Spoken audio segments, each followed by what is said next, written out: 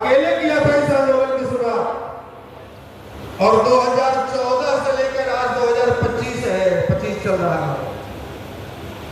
इन 11 वर्षों में ये जो भीड़ लगने का सिलसिला हुआ है ये 2018 से हुआ, नहीं तो 2014 से लेकर 2018 तक 4 वर्षों तक कंडीशन क्या रहता था कि घर से निकलते थे 500 लोगों को कॉल करके कि भाई साहब हम लोग समाज का एक कार्यक्रम कर रहे हैं, पटना के गांधी जी के मूर्ति के बगल में गांधी मैदान में हम लोग दरी बिछाएंगे, वहीं बैठेंगे।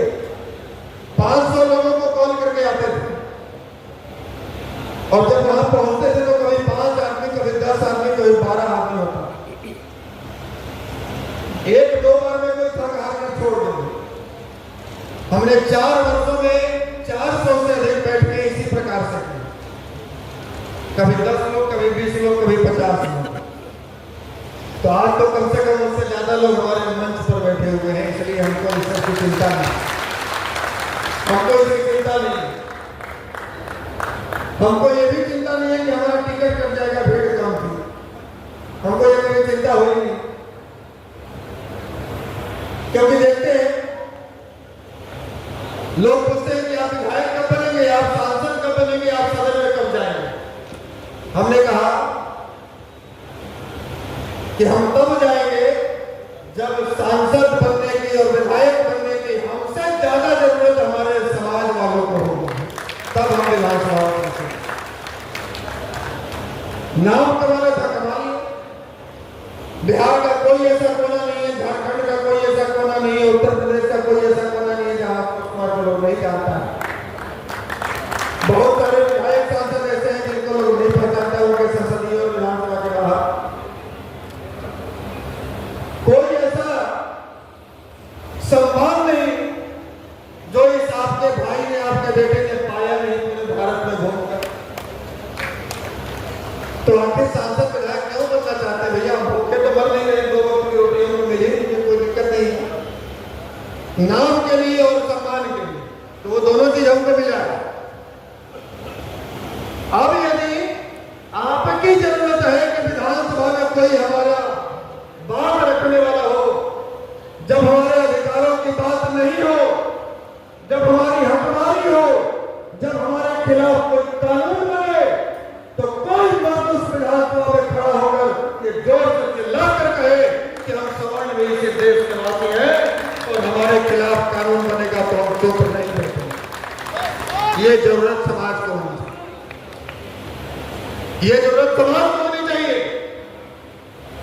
समाज का लोग तय करें कि आपके अधिकारों के लिए बोलने वाला लोकसभा में होना चाहिए या नहीं होना चाहिए।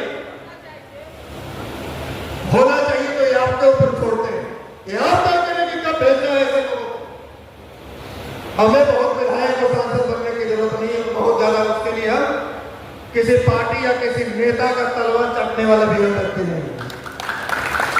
जिंदगी में चमचागिरी करके और तलवार चाट के हमने कभी कुछ हासिल नहीं किया है और ये मेरा संकल्प है, क्योंकि हम अपने आप को आज भी एक देश के सिपाही के रूप में मानते हैं, हम नेता के रूप में अपने आप को नहीं मानते ही।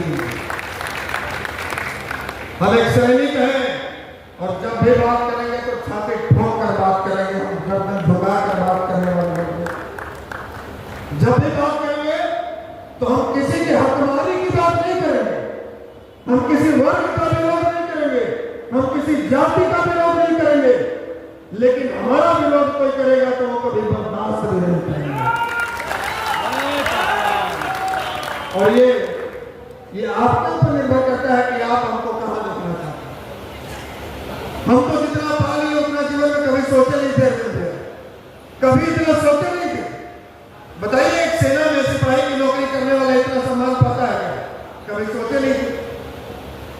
16.5 साल की उम्र में तो सिपाही बन गए थे सेना में, भारतीय सेना में जाकर। एक सिपाही की हैसियत क्या होती है? लोग देशवासी भले ही बड़े सम्मान की नजर से देखते हैं, जैसे आम जनता जिसको राजनीति से बहुत मतलब नहीं है वो आशुतोष कुमार को सम्मान की दृष्टि से देखते हैं। लोग जो कहीं कहीं जुड़े हुए हैं वो दूसरे नजरिए से देखते हैं। वही एक सैनिक को इस देश का आम नागरिक बड़े सम्मान की नजर से देखता है, लेकिन राजनीतिक रूप से कि एक सिपाही को इतना सम्मान मिल गया, हमें कोई सपने में नहीं सोचा। ये पता है कि हमारे आने वाली 2-4 पीढ़ियां यदि यूट्यूब पर सर्च करेंगी कि भूमिहारों का भारत का अब तक का सबसे बड़ा सम्मेलन कहाँ हुआ, तो आशुतोष कुमार के नेतृत्व में पटना के गांधी मैदान में हुआ।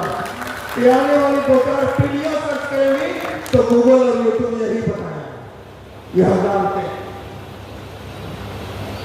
गूगल और यूट्यूब यही बताएगा कि कोई एक शख्स था कि जिस रैली को करने के लिए 10-10 करोड़ और 20-20 करोड़ पार्टियां खर्च करती हैं, और वो एक साधारण से घर का बच्चा निकला और 8 आना अपने जेब से नहीं खर्च किया और 2 से 2.5 लाख की संख्या में प्रवर्ती समाज के लोगों को पटना के गांधी मैदान में भर दिया। पटना का कोई ऐसा सभागार नहीं बचा, चाहे वो बापू सभागार हो, श्री कृष्ण मेमोरियल हॉल हो, रविंद्र भवन हो, कोई ऐसा सभागार नहीं बचा जिस सभागार को आशुतोष कुमार ने भर नहीं दिया। लेकिन वो कहते हैं कि जंगल में किसी भी पेड़ का कटने का किस्सा न होता यदि कुल्हाड़ी के पीछे लकड़ी का हिस्सा न होता। तो यही होता है, समाज में कुलद्रोहियों की कमी नहीं है, कुलद्रोही भरे पड़े हैं। इसलिए हम बार बार कहते हैं और फिर एक बार कहते हैं कि भूमिहार का कुछ नहीं बिगाड़ा, यादव, पासवान और चमारों ने भूमिहार का कुछ नहीं बिगाड़ा, यादव, पासवान और चमारों ने भूमिहार का बिगाड़ा है भूमिहार के गद्दारों ने। और ये कल भी साबित हुआ था, आज भी साबित हुआ है और आगे भी साबित होता रहेगा, ये तय है। इसलिए ये समय है जागने का। एक बात समझिए कि हमारे पास में 4 हाथ और 4 पैर नहीं लगे, 2 हाथ और 2 पैर है। घर से बिना संसाधन का निकला था, बगैर कोई संसाधन का घर से निकला तो लाखों लोगों को जोड़ा। यहां से सूरत तक आपने देखा होगा, पहली बार जीवन में सूरत गया था और 150 फोर व्हीलर लेकर लोग एयरपोर्ट पर स्वागत के लिए आए।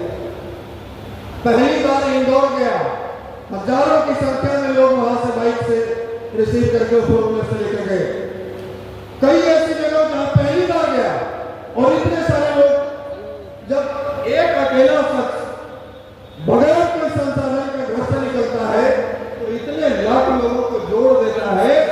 तो अभी कितने लोगों तक नई आवाज पहुंच रही है, अभी कितने लोग यहाँ बैठे हुए हैं, यदि ये संकल्प कर ले तो निश्चित रूप से अभी ये 10 वर्षों का संघर्ष का परिणाम है कि आपके समाज के लोगों को श्री बाबू के बाद उप मुख्यमंत्री भी बनाया गया, नेता प्रतिपक्ष भी बनाया गया, विधानसभा अध्यक्ष भी बनाया गया। और मैं वादे के साथ कह सकता हूं, दावे के साथ कह सकता हूं कि यदि इतने ही लोग केवल संकल्प ले ले तो वो दिन दूर नहीं जब आने वाले समय में बिहार का मुख्यमंत्री वापस फिर आपका समाज का बनेगा, फिर से आपका समाज का बनेगा। लोग हमसे पूछते हैं, कई मीडिया वाले पूछते हैं, क्या आशुतोष जी समर्थन तो आपको खूब मिलता है लेकिन चुनाव के समय वोट तो नहीं देते हैं। हमने कहा कि देखिए, एक बचपन से हम लोग मुहावरा पढ़ रहे हैं कि अति का भला न बोलना, अति की भली न चूक, अति का भला न बरसना, अति की भली न धूप। बुद्धिमान होना अच्छी बात है, अति बुद्धिमान होना दिक्कत है और हम अति बुद्धिमान हैं, समस्या हमारी यही है। और यही अति बुद्धिमानी के कारण बिहार का यदि सर्वे उठाकर देखिएगा तो पिछले 33-34 वर्षों में सबसे अधिक जमीनें आपने बेची, सबसे अधिक। यदि सिक्योरिटी गार्ड में नौकरी करने वालों का लिस्ट निकाला जाए तो आप ही हैं, सबसे अधिक प्रताड़ित होने वाले आप ही हैं। ये आपके अति बुद्धिमत्ता का परिणाम। जमीन कब्जा हो गया तो असंतोष ही आई है, मॉडल हो गया तो असंतोष ही आई है, हरिजन एक्ट लग गया तो असंतोष ही आई है। चुनाव के समय आएगा तो नहीं इनको वोट देंगे तो फलाना जीत जाएगा, फलाना हार जाएगा। जैसे आप लोग किसी एक पार्टी के प्रति आंख बंद करके समर्पित हैं, वैसे ही झारखंड में एक महतो समाज भी उसी प्रकार से आंख बंद करके समर्पित है भारतीय जनता पार्टी के प्रति। लेकिन मात्र 3 वर्षों में उसका एक नेता पैदा हुआ जिसका नाम है जयराम महतो। हमसे ज्यादा आंदोलन जयराम महतो ने नहीं किया, हमसे ज्यादा अपने समाज के लोगों के सुख दुख में खड़ा नहीं हुआ। बावजूद इसके महज 3 वर्षों के संघर्ष में महतो समाज ने उसको अपना नेता माना और इस बार बगैर ये चिंता किए कि कौन पार्टी हारेगी और कौन पार्टी जीतेगी, जयराम महतो के उम्मीदवार को अपना वोट 100% दिया और उसकी वजह से 22 सीट भारतीय जनता पार्टी झारखंड में हारी और भारतीय जनता पार्टी की सरकार नहीं बनी। अब मैं दावे के साथ कह सकता हूं कि भारतीय जनता पार्टी झारखंड की यह औकात नहीं है कि अगले चुनाव में बगैर जयराम महतो से गठबंधन किए चुनाव में। तो एक बार रिस्क लिया तो अपना नेता स्थापित कर दिया। लेकिन आप तो पूरा ठेका लिए हुए कि नहीं भैया हम तो एक वोट इधर उधर नहीं दे सकते, तो ठेका लिए हुए तो वोट देगा कौन? अरे अब जब तक इस शरीर में खून है, जब तक ये सांसें चल रही है, तब तक आपके लिए हम खड़े हैं। इस बात का फिक्र मत कीजिए, आपके लिए लड़ते रहेंगे। लेकिन अफसोस तब होता है जब देखते हैं कि उसी सदन में खड़ा होकर और कोई नेता कहता है वो बिहार तो सलामती है, ये शोषक है, ये मनवादी है, वहां पर उनको जवाब देने के लिए कोई खड़ा नहीं होता है। वहां पर कोई जवाब देने के लिए खड़ा होता तो कहता है कौन सा इतिहास पढ़कर कोई ये बात कह रहा है? भूमिहार को शोषक कहने वाले तुमको ये जानकारी होनी चाहिए कि भूमिहार शोषक नहीं, भूमिहार पोषक रहा है, पोषक रहा है। भूमिहारों ने गरीब दलितों को घर बनाने के लिए, बसाने के लिए, स्कूल कॉलेज बनाने के लिए, अस्पताल बनाने के लिए 33 लाख एकड़ जमीनें दान में दे दी हैं और उन भूमिहारों को तुम शोषक कहता है, उनको तुम सामंती कहता है। जिस भूमिहार मुख्यमंत्री ने अपने शासनकाल में मुख्यमंत्री रहते भर में अपने राज्य के 80% भूमिहार जिनकी जाति के थे जमींदार, बावजूद इसके जमींदारी समाप्त कर दी, उस भूमिहार को तुम शोषक कहता है। जो भूमिहार राहुल चंद्र नालंदा विश्वविद्यालय को जला दिया गया। यहां बच्चों लोग पढ़ने आते थे, यहां से पुस्तक लेकर दूसरे देश जाते थे। उन पुस्तकों को इकट्ठा करने के लिए 1 दर्जन देश का भ्रमण किया और जब लौट कर आए तो भिक्षु के भेष में 12 खच्चर पर किताबें लौट करके आए, भर कर लाए। उस भूमिहार को आप सामंती कहते हैं। जो भूमिहार राजनारायण वाराणसी में पंडों द्वारा घसीट कर मारा गया, बावजूद इसके खड़ा होकर उन्होंने दलितों को मंदिर में प्रवेश करवाया, उस भूमिहार को आप सामंती और शोषक कहते हैं। जिस भूमिहार को सामंती और शोषक कहते हैं, आप उदाहरण स्वरूप सर गणेश दत्त ले सकते हैं, जिन्होंने अपनी पूरी जिंदगी की कमाई समाज के लिए कुर्बान कर दी। ये कभी शोषक और सामंती नहीं हो सकते।